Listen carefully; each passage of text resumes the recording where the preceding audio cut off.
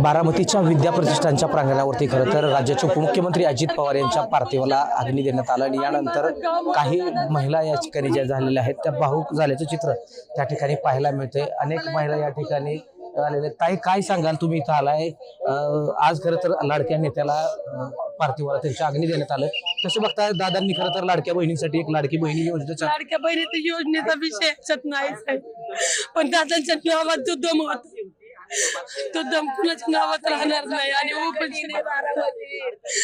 मला बोल शब्दच नाही माझा। आपल्यासोबत या मावशी काय काय सांगाल? आज इथं दादांना त्यांच्या पार्थिवाला अग्नी देण्यात आलं, तुम्ही इथं उपस्थित होता, काय नेमकी भावना आहे?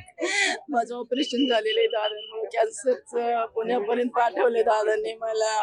दादांचे प्रचार करायचो आम्ही, दादा आम्हाला कधी तुटून नव्हते, आमच्या बारामतीची शान आहे ती दादा। किती ऑपरेशनला किती खर्च सांगितला होता? 10 लाख रुपये सांगितले मला, सगळे दादांनी उपचार केला माझा। सगळे घरातला व्यक्ती गेला, भाऊ गेला तो आमचा।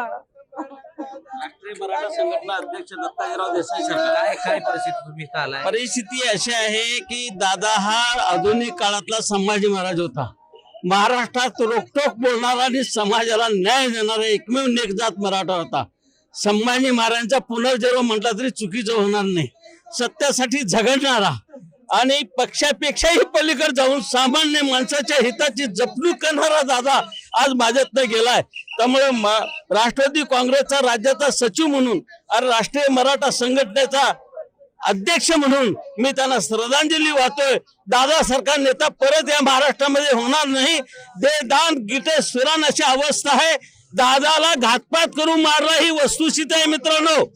आज नेपाळ सारखी परिस्थिती निर्माण होईल जर मराठा अस्मिता आणि मराठा स्वाभिमान 4-2 गठ्ठ्यांनी येऊन जर देशाचा कारभार करायचं म्हटलं आणि मराठी अस्मिता आणि स्वाभिमान संपवायचं ठरवलं तर नेपाळ सारखी परिस्थिती या देशात झाल्याशिवाय राहणार नाही। काय तुम्हाला वाटतं घातपात केलाय? 1001% दादाचा घातपात करून दादाला मारलेला आहे, जाणीवपूर्वक मारलेला आहे। कारण पवार साहेब आणि दादा ज्यावेळी एकत्र आले, एकनाथ शिंदे उद्धव ठाकरे एकत्र आले, त्यावेळी महाराष्ट्राचं राजकारण पूर्णपणे बदलून गेलं होतं।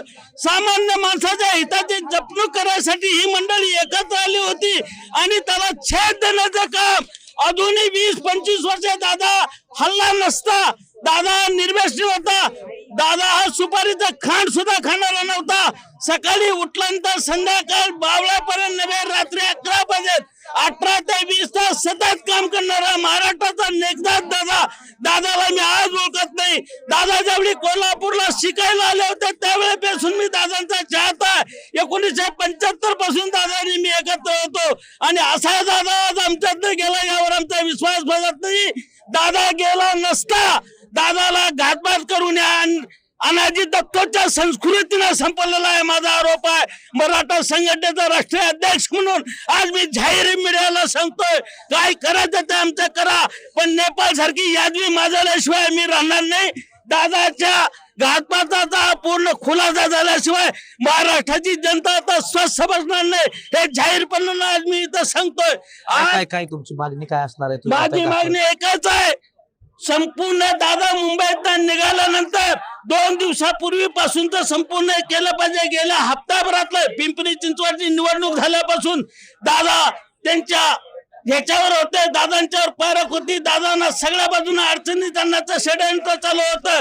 3 तिमडीचे पुढारी दादांनी निर्माण केलेले दादांना आव्हान देतात, याचा अर्थ काय? ह्याच्या पाठीमागे फार मोठी शक्ती आहे। दिल्ली बोले आणि गल्ली हले अशी अवस्था आहे आणि आज 4 लोकांनी देशावर कब्जा केलेला आहे। 25 लाख कोटीचं कर्ज माफ करून घेणारे पळून जातात आणि माझा सामान्य शेतकरी धुळीस मिळाला तरी त्याची गय केली जात नाही। दादा सामान्य माणसाच्या हिताची जपणूक करणारा होता।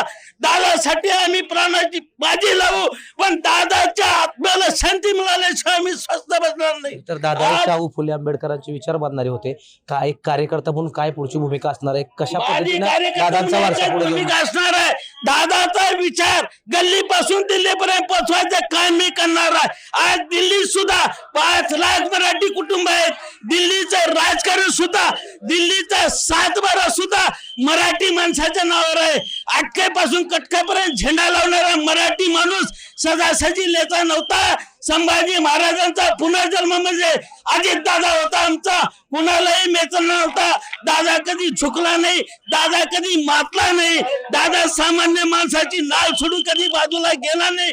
पवार साहेबांनी वेळीच जर त्यांच्यावर विश्वास टाकला असता तर माझा दादा 2004 सालीच राज्याचा मुख्यमंत्री झाला असता.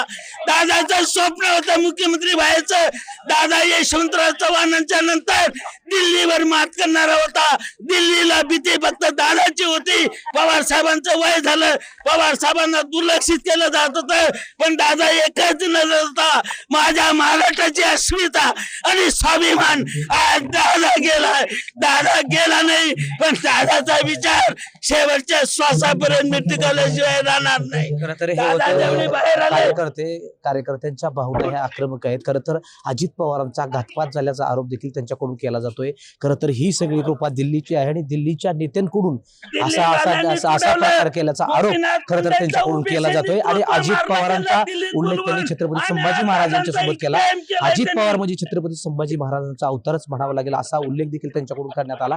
यामुळे या सगळ्या प्रकरणाची खरं तर आजची जी काही परिस्थिती, या सगळ्या परिस्थितीमध्ये कार्यकर्ते हे भावूक झाल्याचं चित्र त्या ठिकाणी पाहायला मिळालं.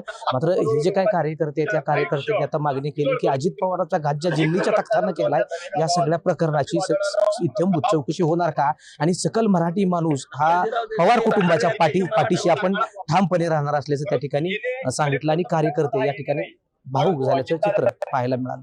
विकास कोकरे, लोकशाही मराठी. लोकशाही मराठी ऐका, पहा, जागरूक रहा.